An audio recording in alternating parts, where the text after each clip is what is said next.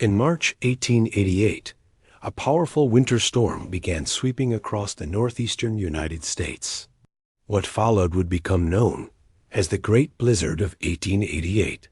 Over 4 days, more than 40 inches of snow buried cities from New York to New England. Ferocious winds created massive snowdrifts, some higher than buildings. Transportation collapsed as railways, roads, and ports shut down completely. Telegraph lines snapped, cutting communication between cities for days. Hundreds lost their lives as people were trapped by the relentless cold.